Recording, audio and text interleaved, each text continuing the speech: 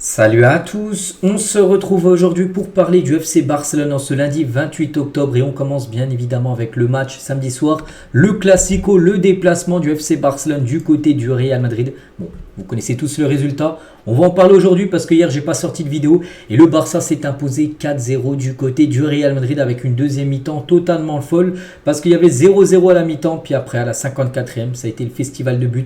Lewandowski doublé en l'espace de 2 minutes, 54-56, Lamine Yamal à la 77e et Rafinha pour clôturer ce match à la 84e minute. Donc en gros la triplette offensive qui est pour moi la meilleure triplette actuellement au monde. Les trois ont marqué. Donc quel match de la part du FC Barcelone, 15 tirs, 7 tirs cadrés, 4 buts marqués, surtout un 4-0 posé au Real Madrid.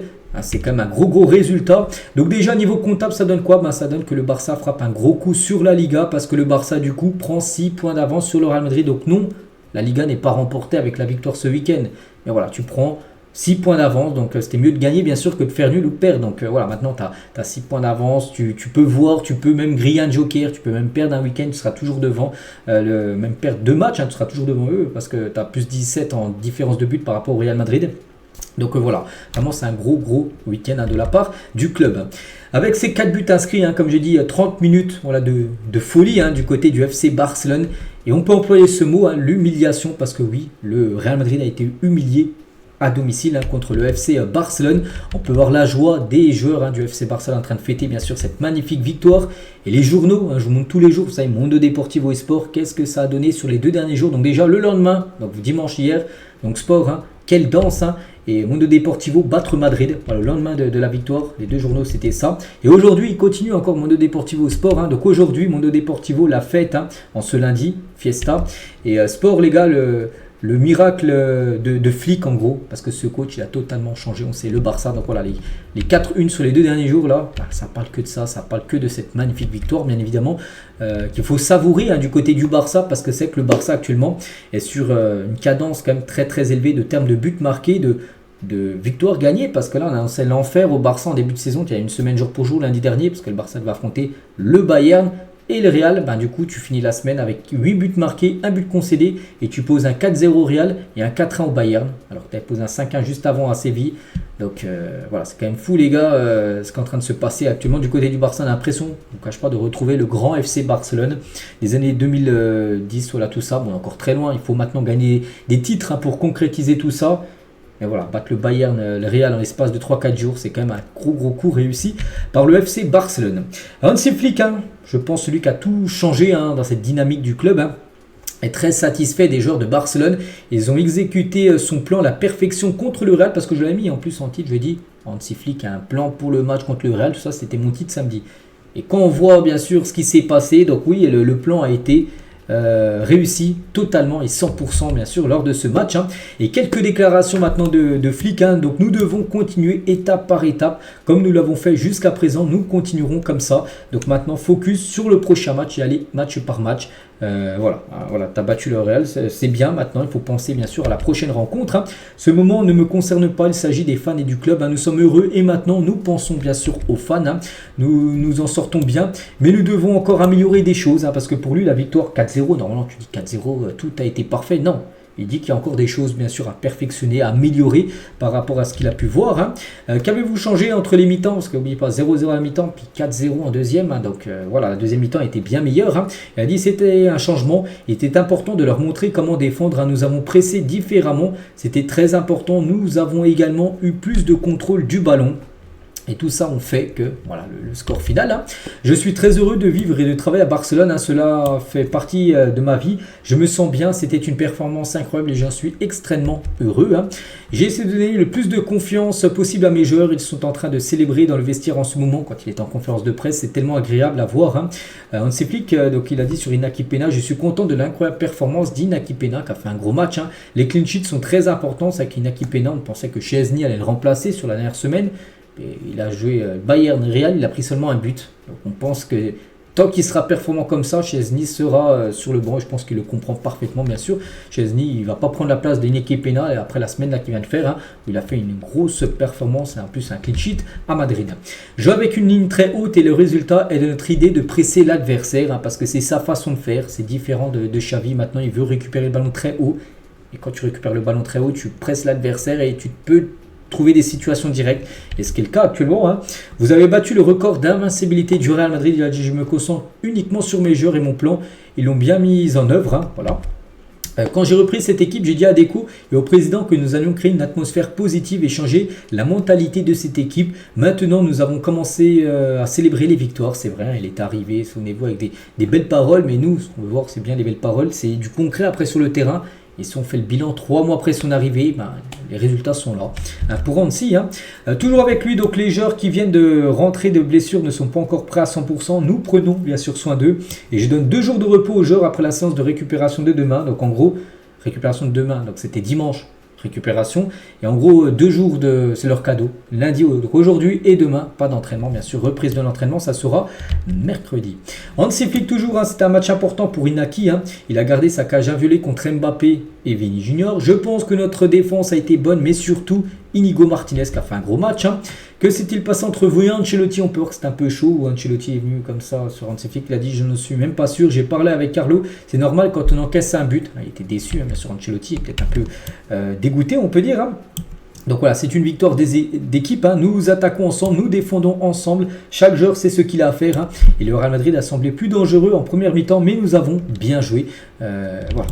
Voilà ce qu'il va dire sur Hansi Flick. Donc un Hansi Flick content bien sûr du résultat. On va parler de la triplette. Les 3 joueurs ont été buteurs, les 3 là. Il sait que si on regarde les statistiques, c'est quand même très fort. 17 buts de passe, toutes compétitions confondues. Si on rajoute la Ligue des Champions en plus. Énorme quand même pour Lewandowski. Et l'homme du match, Lewandowski. Rafinha 10 buts, 7 passes D. Et Lamine Yamal 6 buts et 7 passes D. Et tiens, on va parler un peu de Lamine Yamal parce que c'est un record les gars.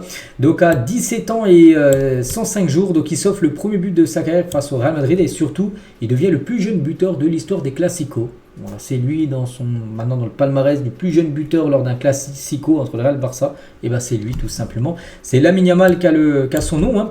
Et c'est vrai qu'il a pas mal d'autres records comme le plus jeune buteur de l'Euro, le plus jeune buteur de la Liga, le plus jeune buteur de l'équipe nationale d'Espagne, le plus jeune buteur de la Super Coupe d'Espagne et le deuxième plus jeune buteur de l'histoire de la Ligue des Champions parce que le plus jeune, le numéro 1, c'est Ansu Fati, un autre joueur du Barça. Lamina, donc c'est une expérience formidable lorsque vos propres supporters sont plus bruyants que ceux de l'équipe à domicile dans le stade adverse. Madrid a bien joué en première mi-temps et on n'était pas à notre niveau en première période, mais en deuxième mi-temps, nous avons remarqué qu'ils étaient fatigués et nous avons attaqué plus fort. Et après, on sait ce qui s'est passé. Et ils ont dit que nous battions des équipes moyennes dans la Liga et que nous ne serions pas les mêmes dans les moments importants lors des grands matchs. Et maintenant, nous battons le Real Madrid 4-0 à domicile. Nous avons prouvé que nous pouvons battre n'importe qui, surtout qu'avant, tu avais battu le Bayern. Et nous nous considérons comme la meilleure équipe. Donc voilà, quelques déclarations de la mine. J'ai montré qu'on était face à une grande équipe contre le Bayern. Voilà. Donc en gros, grosse performance bien sûr de sa part et de ses copains. Et Lamine Yamal qui montre son nom supporter du Real Madrid au Santiago Bernabéu. Il s'est retourné, il a montré L.CC, je crois qu'il y a le L, point Yamal, bien sûr, par rapport à son nom dans le dos. Et c'est que le but au Santiago Bernabéu cette saison, Lamine Yamal, un but. Et Bellingham, si on compare avec un joueur adverse qui a joué quand même pas mal de fois cette saison à domicile, 0 but inscrit par le joueur anglais. On va parler de Rafinha, grosse partie aussi de Rafinha, un but, une passe D, 3 passes clés, 3 tirs et 3 duels gagnés, encore un gros match de Rafinha. Il est déjà à 10 buts inscrits en 14 matchs, toutes compétitions confondues, donc il est déjà aussi prolifique que lors des 2 dernières années, 37 matchs, il a marqué 10 buts lors de sa première année au Barça, il avait joué 50 matchs, 10 buts, et là il a 10 buts, mais en 14 matchs seulement. 4 fois moins par exemple que sa première année du côté du club. Concernant Lewandowski, donc question d'un journaliste, le Barça est-il candidat pour remporter la Ligue des Champions? Lewandowski l'a dit, je ne veux pas parler de titre maintenant, c'est qu'on est seulement au mois d'octobre. On va pas non plus, on va dire que le Barça, ça il va gagner la Ligue des Champions, tout ça. Il faut aller prudent bien sûr. Donc il a dit il est important d'y aller étape par étape, bien évidemment. Gagner au Bernabéu est un grand pas, mais nous devons encore travailler, nous n'avons encore rien gagné. Il a totalement raison de ne pas mettre la charrue avant les bœufs, d'y aller étape par étape, match par match. Donc vous avez déjà marqué 14 buts cette saison. Qu'est-ce qui a changé par rapport à la saison dernière? Le plus important, c'est la façon dont nous jouons en équipe. Nous sommes beaucoup plus forts offensivement, nous marquons plus. Même si vous êtes en difficulté, vos coéquipiers ont une idée pour résoudre la situation. Hansi Flick vous a imité pour le deuxième but, il voulait marquer de la tête. Il a dit qu'il aurait dû sauter un peu plus haut. Lewandowski toujours, je pense que nous pouvons faire la fête pendant quelques jours. Nous avons joué un match incroyable. Nous pensons déjà au prochain match. Et je suis content de mes deux buts, de la façon dont nous avons joué. C'était un match bien sûr incroyable. Donc voilà, quelques déclarations de Lewandowski bien sûr en fin de rencontre. Et c'est que le Barça aussi peut... ils ont... gagné et du coup ils mettent fin à cette série où ils auraient pu être effacés de ce record qu'ils ont depuis 2018, cette série de 43 matchs d'affilée du Barça sans perdre en Liga. Du coup le Real Madrid ne les battra pas pour cette année, parce qu'ils s'arrêtent à 42 matchs. Le Real, ils n'avaient plus perdu depuis septembre 2023, ça faisait un an et un mois qu'ils n'avaient pas perdu le Real en Liga. Et du coup, ils étaient à 42 matchs. Donc, s'ils n'auraient pas perdu, s'il y aurait eu nul ou victoire du Real, ils auraient été à 43. Ils auraient pu effacer le record du Barça. Et du coup, le Barça reste toujours détenteur de ce gros record. Une photo, tiens, vite fait de l'équipe, bien sûr. Voilà, une photo que je ne vais pas montrer tout à l'heure, mais une photo de la joie des supporters, plutôt des joueurs à la fin de la rencontre. Et maintenant, focus, parce que je pense qu'on a bien débriefé par rapport à ce qui s'est passé. Maintenant, focus sur le programme pour les prochains matchs. Donc là, le match contre le Real a été joué. Maintenant, voilà la série de matchs. Donc l'Espagnol Barcelone, c'est le derby. Ça sera le 3, je crois que c'est dimanche à 16h15 cette rencontre. Le Barça a le temps de préparer. C'est pour ça que reprise de l'entraînement seulement mercredi, vu que le match a lieu dimanche. Voilà, des jours de repos en signe de récompense par rapport à la victoire d'avant-hier. Ensuite, l'Étoile Rouge de Belgrade, le 6, donc ça sera mercredi. Donc là, un match dimanche, mercredi prochain. Et un match le 10 qui sera dimanche ensuite d'après contre la Real Sociedad. Puis après, ça sera la trêve. On passe du 10 au 23. Puis après, il y aura le Celta, il y aura Brest, Las Palmas, Mallorca, Betis.